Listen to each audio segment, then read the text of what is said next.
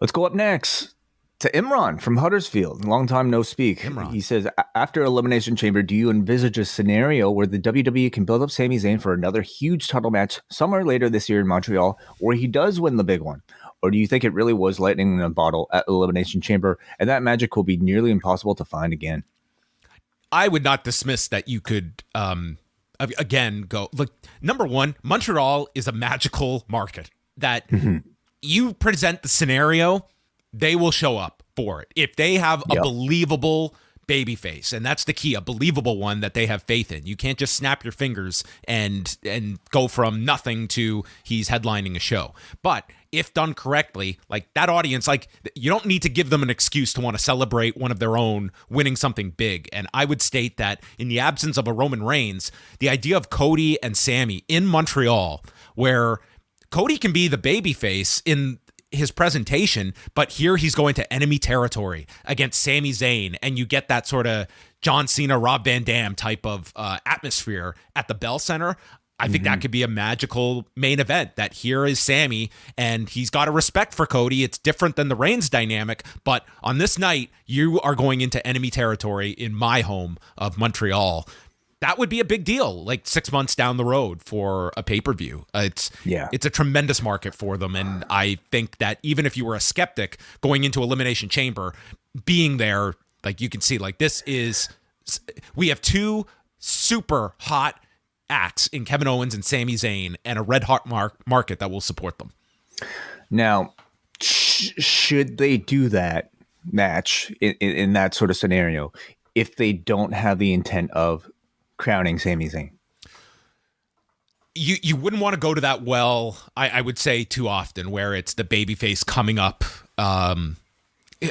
up short again. Like I would not want to do that, especially so close to the Reigns one. Like there will be that diminishing returns, that if your audience loses faith in that babyface, that will be, I think, like that is where the believability goes away, and they're only going to, you're not going to be supporting your team with all of your might when you realize this is a 500 team. Like you want to back a winner. That's just natural in all sports fans, and that extends to this as well. And if you're not ready to do it, Owens and Zayn having a homecoming, defending the tag titles, going for the tag titles at another time.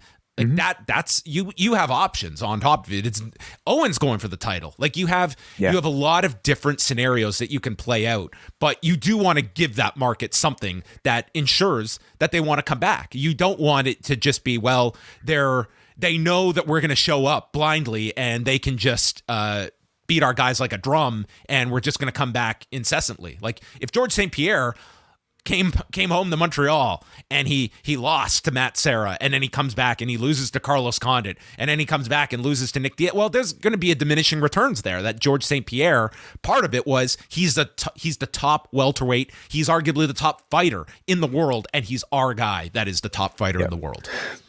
Yeah, and they really could turn the Sami Zayn, Kevin Owens thing into a very long play for Montreal and Canada, by extension, just like George was, headlining a stadium show here in Toronto, like for years to come. I mean, George, was sort of like he really was our Bret Hart, for the 2000s and headlining, or I guess 2010s at this point. Like he was a mainstream star in Canada during those years. Like this went beyond MMA. He was, a mainline sports celebrity in Canada. Yeah, and he was responsible for several, I would argue, the UFC being as hot as it was for several years. And I really hope that they take advantage of the Sami Zayn, Kevin Owens things to ensure that it's not just peaking for that Elimination Chamber show or even just a SummerSlam, but shows for years to come. And can the tag team titles be as valuable to maybe, justify that level of interest? Yes. I'm skeptical. I'm kind of skeptical. I think because who are the teams? Who are the other teams? But you're right. Like they could do anything. Look at the great job they've done right now rehabbing some of the other secondary championships.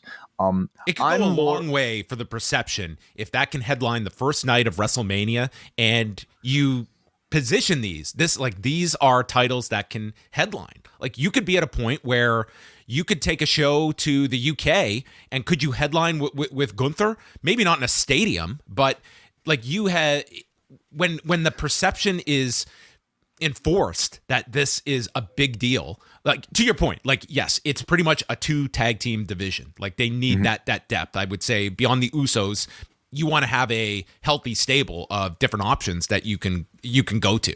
But in terms of if you have the right program, I would say in Montreal, could you headline with those 2 defending? I think you could.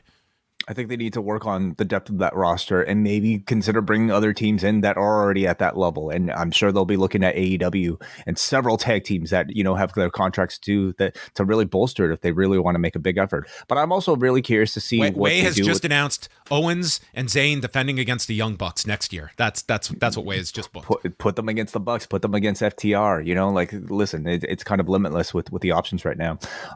But I'm really curious to see what they do with the championships. We might be looking at Cody versus Sami Zayn as a potential match if they ever return to Montreal, but they don't have to do that.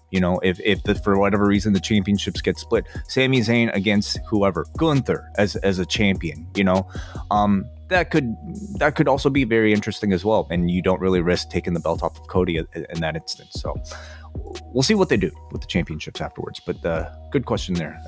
Let's go to Jake All-in-R.